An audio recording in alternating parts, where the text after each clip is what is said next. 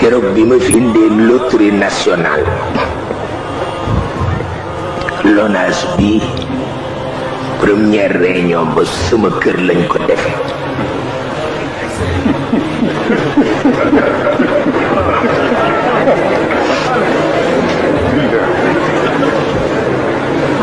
keroog Pape Gueye Sarr chef de cabinet Senghor moo fa représenté Senghor indaale góor gi Ousseynou Seck tubaab ba bi ma ko bokkal commencé di indi jikko tubaab di indi mesquinerie te xam naa ni te guddi ga lañ ko def ci moom nda démb ga melul woon noonu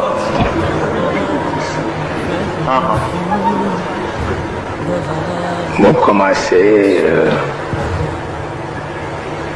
di gaaralaate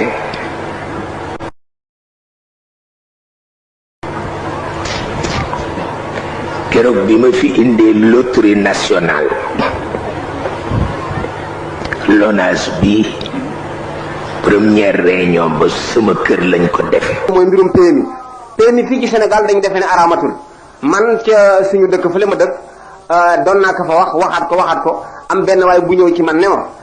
comme wax nga ko benn yoon ñu dégg ko da nga koy bàyyi ndax boo continuer dafa am leneen lu muy niru mais la ma tontu waa ji laa leen bëgg a wax dama ko ne yow da nga maa yeb rek parce que li tax nga ñëw ba fii ne ma comme wax naa ko waxati ko dégg naa ko nit ñi dégg nañ ko naa bàyyi su ma continuer dafa am lu muy niru da nga maa yeb parce que am na toujours gannaaw bu bulletin bi jeexee am na kuy joxe programme yi wan la ñetti boppi fas wu chocolat ak fas wu weex ak fas wu ñuul pourtant toujours nga déglu programme boobu est-ce que lu tax demuloo ci kooku ne ko joxoon nga ma programme bu démb ak bu barki démb kon doy na bàyyil kon demal wax kooku bu ñëw wax ci man comme yaa ngi déglu programme boobu toujours nag pour gañ man maa ngi la koy wax toujours pour nga bàyyi waaw kon PMI dafa xaram loto sport dafa aram joni dafa aram bi ak bii dafa aram dem fii ci casino yi ci booru Ngor tam di ko ne dafa aram lépp loo xam ni carte la da moog riba ñoo ànd te waa ji wax na leen fii luy riba yooyu nañu ko bàyyi. Allah Azza wa Jal dit dans le Coran, il t'interroge sur le vin et les jeux de hasard. Dit, dans les deux, il y a un grand péché et quelques avantages pour les gens. Mais dans les deux, le péché est plus grand que l'utilité. Sourate Al-Baqarah, verset 219.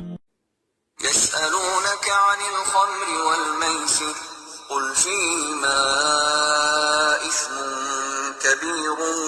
ومنافع للناس وإثمهما أكبر من نفعهما ويسألونك ماذا ينفقون قل العفو كذلك يبين الله لكم الآيات لعلكم تتفكرون في الدنيا والآخرة ويسألونك عن اليتامى قل إصلاح لهم خير وإن تخالطوهم فإخوانكم والله يعلم المفسد من المصلح ولو شاء الله لأعنتكم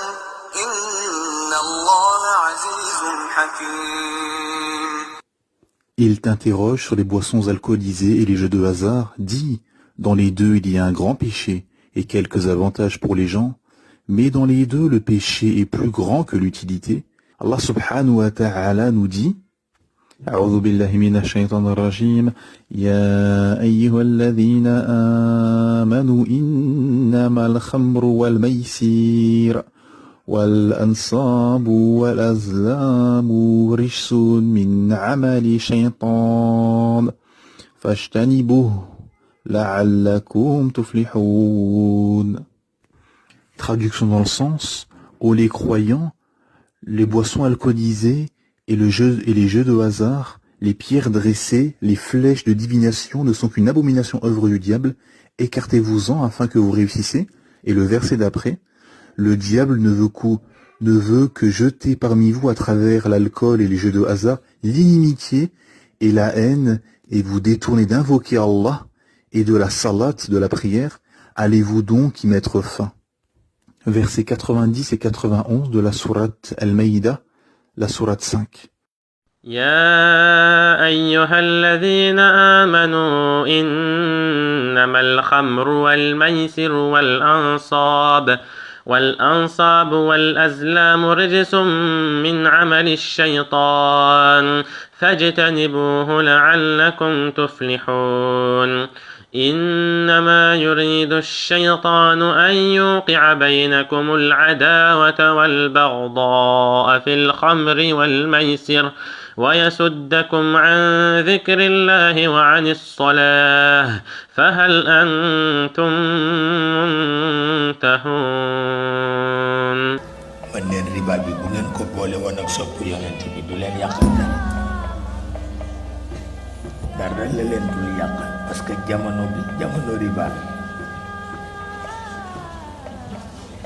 riba la ku sopp yonent bi boo ko lekkee du la wàññi dara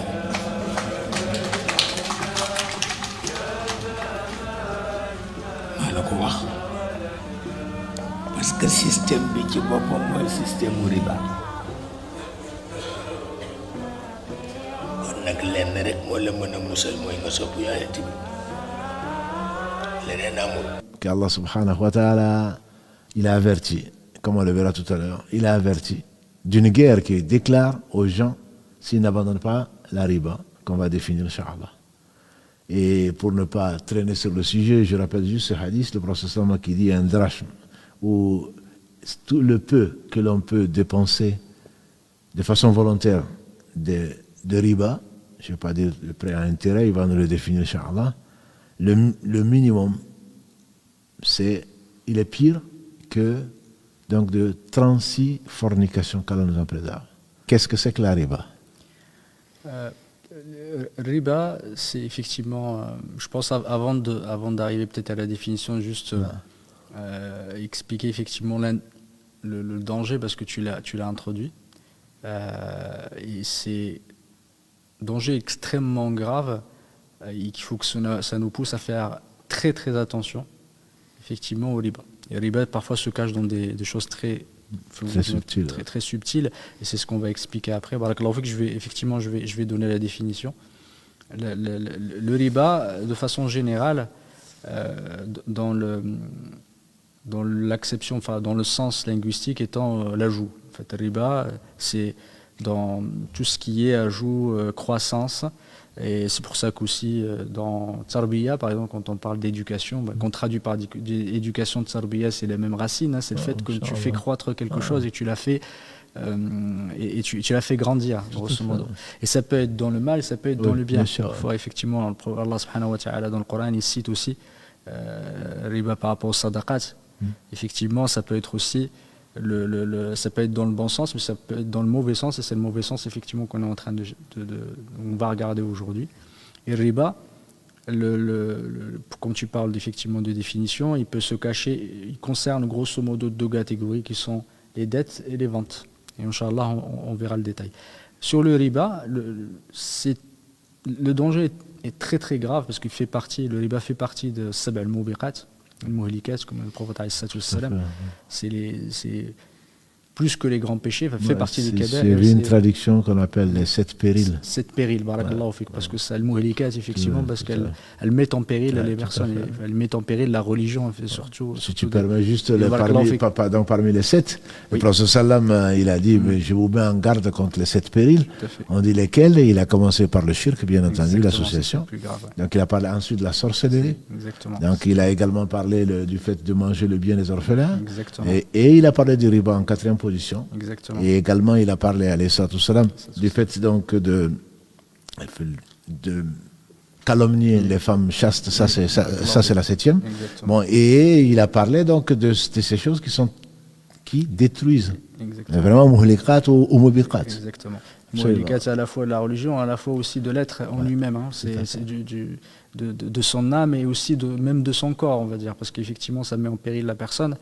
Et il faut faire très très attention. Le riba fait partie de ces éléments-là. Et juste pour vous citer, c'est pas une anecdote, mais quelque chose qu'on rapporte de l'imam Malik, rahmatullahi ta'ala, qui est rapporté par Al-Qurtubi. dans son rahimahullah ta'ala alayhi, qui fait partie du ulama malikite, qui a écrit un livre qui s'appelle Jami'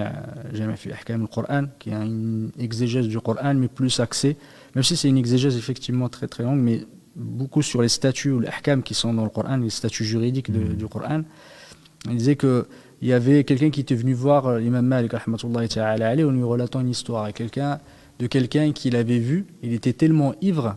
qu'il essayait d'attraper la lune avec ses mains. Et il a juré, effectivement, il a dit, en tout cas il a juré que sa femme est divorcée s'il y a plus grave dans la religion que le fait d'être ivre, effectivement, de boire de l'alcool. Il est venu voir l'imam Malik en lui racontant ça. L'imam Malik lui a dit attends, il a dit est-ce que tu peux patienter une nuit, je reviendrai te voir après. Et par rapport, parce qu'il a juré effectivement que sa femme était divorcée, s'il y avait plus grave. Il lui a dit attends, je reviens. Il est parti la nuit, et le lendemain il est venu le voir, il lui a dit ta femme est divorcée. Il a dit j'ai lu, j'ai passé ma nuit à lire le Coran, je veux dire, je lisais, je regardais, et je n'ai pas vu pire que le riba, parce que Allah subhanahu wa ta'ala, comme tu as dit tout à l'heure, a annoncé à celui qui fait le riba la guerre. Et ça fait partie effectivement de... Je ne sais pas s'il y a après le shirk, effectivement, il y a d'autres péchés, mais je vais dire dans les transactions, il n'y a pas pire que le riba. Les transactions, ce que tu dis, c'est extrêmement important parce que quand on ne voit pas le danger, c'est pour ça que je pense que tu fais très bien d'insister dessus. Si on ne voit pas le danger, on ne sent pas qu'on court vers sa perte. Exactement. Et aujourd'hui, c'est devenu monnaie courante. Exactement. Enfin, on ne le voit plus. On trouve des raisons, on trouve des prétextes pour pouvoir le faire. On trouve aussi des fatwas, des gens qui peuvent nous dire c'est facile, etc. L'idée, c'est pas de pointer tel ou tel fatwa. Le fait, c'est de se dire soyons vigilants par rapport à ce qu'on fait, surtout que parfois on n'est pas vraiment dans une situation d'extrême nécessité, ou dans ce qu'on appelle le darura, pour pouvoir y aller. Des fois, on fait du riba sans s'en rendre compte, parfois en s'en rendant compte et en minimisant le danger et les conséquences, alors que les dangers sont très très importants. Le riba, c'est pas quelque chose. Une guerre de la part d'Allah. D'Allah et de son prophète. Ceux qui n'abandonnent pas le riba et qui reviennent, effectivement, et Imam Ibn Kathir, rahmatullahi ta'ala alayhi, au parlant du verset dans Surat al-Baqarah, ولا يقومون إلا كما يقوم الذي يخبطه الشيطان من المس. Il dit qu'effectivement ceux qui, le jour de la résurrection, quand ils sont ressuscités, ils sortent effectivement ressuscités de leur tombe, ils marchent effectivement, ils tombent comme s'ils ont été touchés par Satan. Un genre d'épilepsie. D'épilepsie, etc. Takhabbut, c'est le fait d'être effectivement, c'est une forme d'épilepsie. Il dit que, même Ibn Kathir, rahmatullahi alayhi, et d'autres, ils disent qu'effectivement, c'est à cause du poids de ce qu'ils ont mangé comme riba dans leur ventre, s'ils deviennent comme des femmes enceintes et ça pèse et du coup ça les déséquilibre. Et c'est aussi un des signes, Allah subhanahu wa ta'ala, parmi tous ceux qui ont effectivement, qu'Allah subhanahu wa ta'ala va juger le jour du jugement dernier, en tout cas le jour de la résurrection, c'est un signe. Et c'est un shi'ar, veut dire le ulama shi'ar, c'est-à-dire que on les voit et on les reconnaît. On les reconnaît dans leur démarche. Dans leur démarche, on les reconnaît par rapport aux autres. Et c'est là où il faut savoir effectivement la dangerosité du riba. Si un jour de la résurrection, tu es distingué, tu as un signe distinctif par rapport aux autres. C'est comme les croyants qui seront distingués par la blancheur de leurs membres qui sont lavés. Exactement. Donc, dans les ablutions, eux, c'est le contraire. Et eux, c'est le contraire. Quand on a cité effectivement plusieurs versets qui parlent de riba, et on parle de riba de façon générale. On a cité le riba dans ziyada, et le riba de façon générale, Allah subhanahu wa ta'ala dit وَيَمْحَقُ اللَّهُ الرِّبَا وَيُرْبِي الصَّدَقَاتِ. وَيَمْحَقُ الرِّبَا, c'est-à-dire qu'il annihile le riba, que ça soit de façon réelle, l'argent lui-même, c'est-à-dire que la personne ne le garde pas. Effectivement, parfois il y en a qui gagnent de l'argent, ils ne savent même pas ça où ça passe. Ou la baraka, certains ulama disent qu'effectivement la baraka, la bénédiction qui y a derrière cet argent est annihilée. Ils ne savent plus, cet argent n'a plus d'effet même sur cette terre. Et dans l'au-delà, c'est-à-dire qu'effectivement, on a le ta'ab, le mashaqqa, la difficulté, les épreuves dans cette terre, sur cette terre et dans l'au-delà aussi, parce que tous les châtiments qui reviennent, qui nous attendent, parce que ceux qui reviennent et qui ne font pas, ceux-là restent effectivement, leur destination est l'enfer. Donc il faut faire très très attention avec le riba. Tu as cité le hadith du prophète tout à l'heure. Barakallahu fik, ce hadith disait que le riba, dirham ou riba, c'est un dirham de riba pire que 36 fornications. Et il y a un hadith effectivement que le riba est constitué, en tout cas il y a 70 catégories ou 70 portes effectivement du riba. La moins pire, c'est le fait de forniquer avec sa propre mère. C'est un hadith qui a été rapporté dans Sunan. Certains ulama l'ont authentifié. C'est voir la gravité du riba. Imaginons le fait de forniquer avec sa propre mère, la gravité, parfois on se dit c'est immoral, c'est même inacceptable pour quelqu'un d'imaginer ça. Vous imaginez ? Inimaginable. Vous imaginez que le riba est plus grave que ça. Qu'il faut faire très très attention, parce que le riba, à la fois, c'est un préjudice pour nous-mêmes, et c'est un préjudice aussi pour les autres. Ça met en péril l'économie, ça met en péril les droits de fraternité que tu as envers ton frère, la solidarité, ça met tout ça en péril. Parce que derrière, il n'y a que le gain et le préjudice et le fait de manger l'argent et les biens de ton frère injustement. waaw gis nga ko de maanaam dañuy initier nit ñi ba banaliser leen lu bon. gis nga li mu wax léegi moom riba moom daanaka léegi nee na mën nga koy lekk waaw nga xam ni maanaam ab jullit lii war a gën a di toog yitteem mooy toppatoo li muy lekk ba bu ñaanee yàlla mën koo nangu moom mu ni la mën ngaa lekk riba waaw bu ñëpp dee bëgg a lekk riba fitna ni gaañ waaw parce que ak jàmbur la riba moom lu ci bëri ak jàmbur lay doon comme ni mu ko waxee léegi maanaam waaye nag moom comme moo fi indi LONASE moom fa la lekk ko riba yi mag maanaam mooy base lekk riba moom carte yàlla na ci yàlla musal initié nañ ñu bari nag ndeysaan moo tax léegi doom ji ndeysaan am ñu koy défendre da leen di initié am na ci ñoo xam dimension yi yegg moom ci wàllu cofeel ak yooyu jéggi na dayo waaw jeu de mots yi la ñuy joué ba ndeysaan ba yegg ci benn dimension bi. waaw lii ci yéeme mooy yu mel ni boo waxee ñu ne da nga war a noppi waaw ndax yell na ci ab jullit mu gisu ku wax ju mel nii te yoru mbooloo yow miy jullit nga noppi ci xam ne nit ñi boo soppee yonent bi sallallahu alayhi wa sallam mën nga lekk riba ndax jamono bi jamono lekk riba la la hawla wala quwwata illa billah xam nga gis nga bëgg soo bëggee dara da nga koy jaarale li ngay bëgg masalan li ñu bëgg lu mel ni fa ñu koy jaarale nga xam ne bëgg nga ko masalan su fekkee da nga bëgg lekk tey ab ceeb tegee fii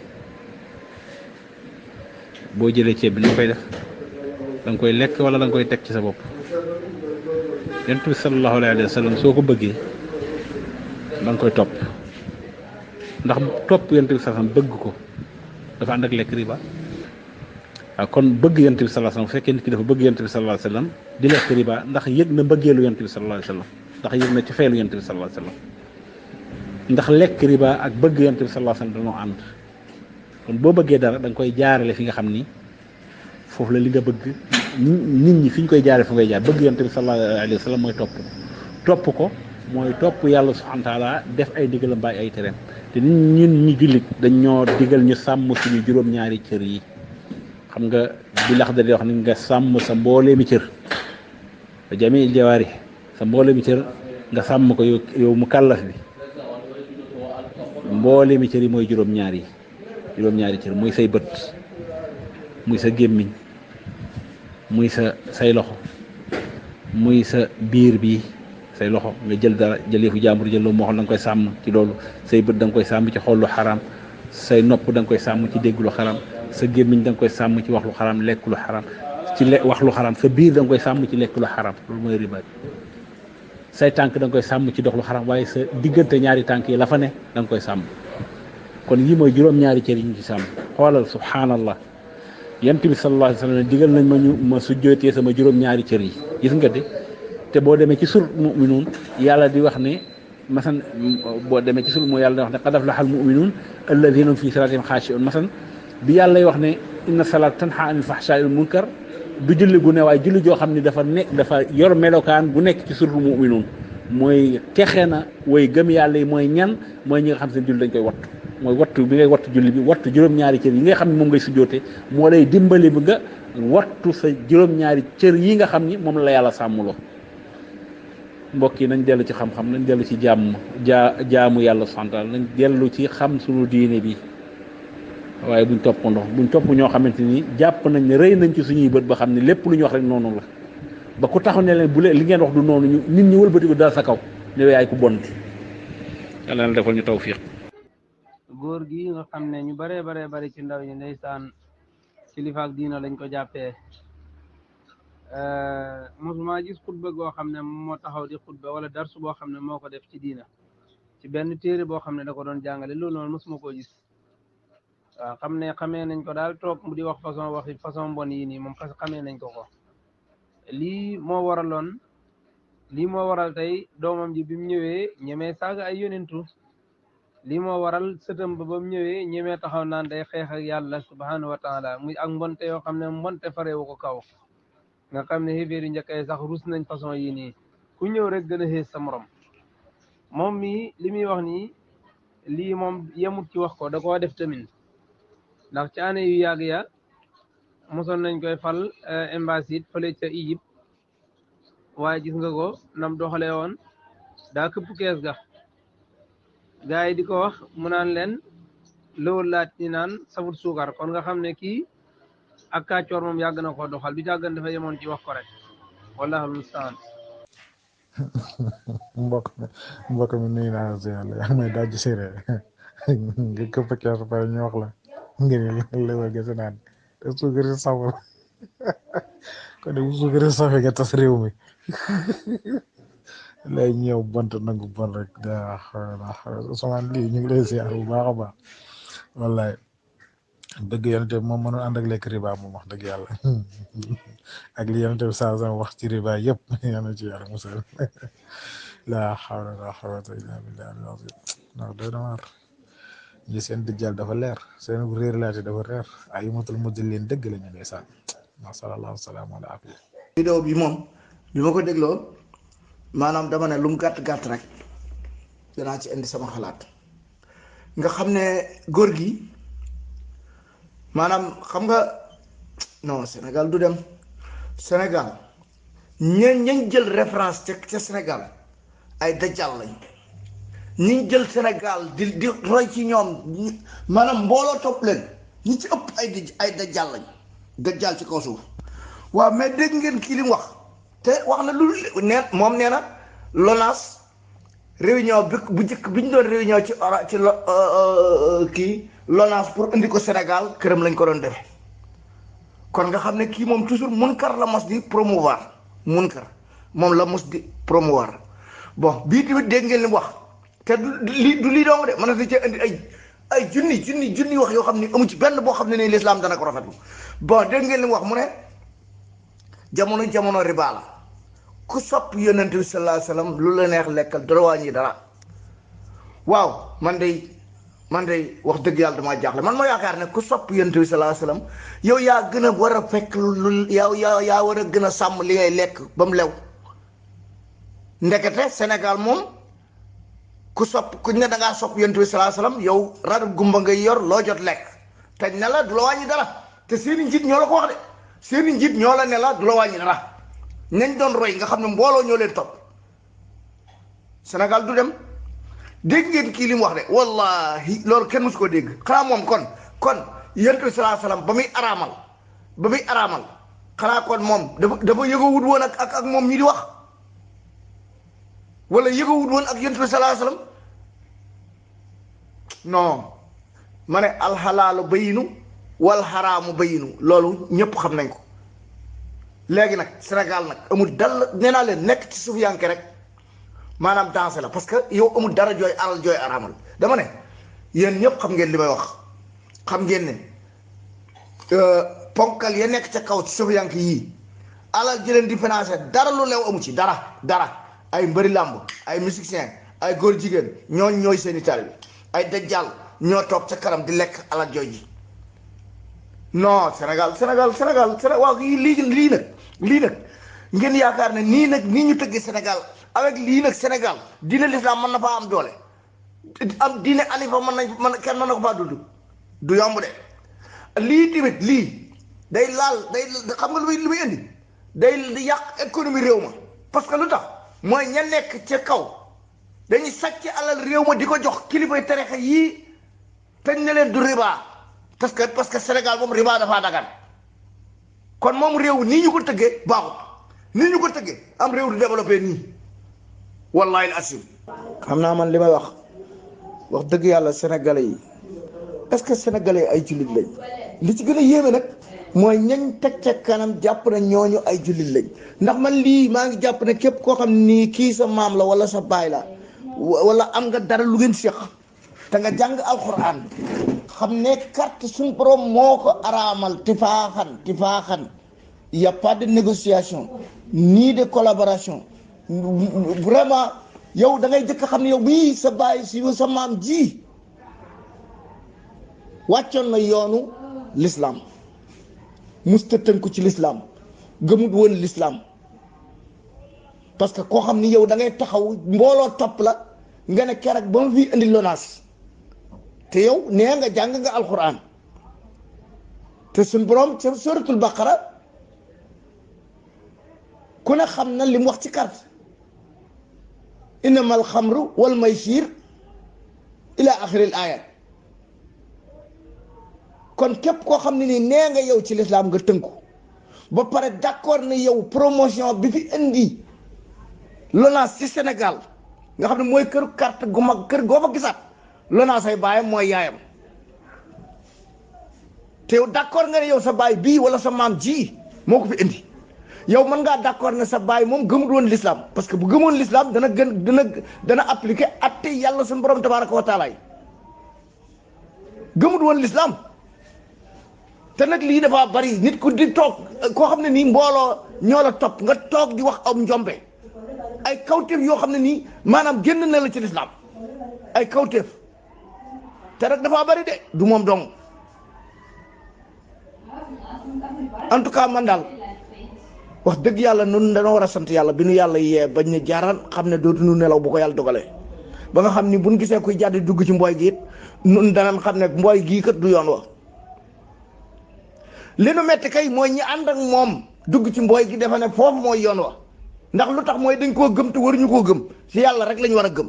waaye li loolu yëpp li ko waral mooy Sénégal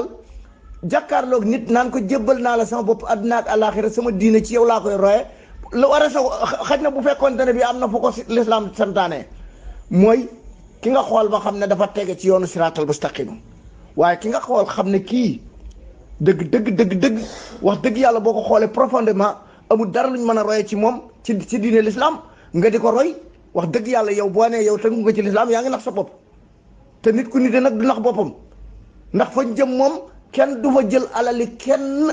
foofa yàlla du tooñ kenn nun ñi luñ tooñante woon suñ borom dana ko régler loolu moom na leer wa kulluhum aati yawmal qiyaamati fardan maanaam sénégalais yi nag gëm yàlla moo fa jafe nee naa leen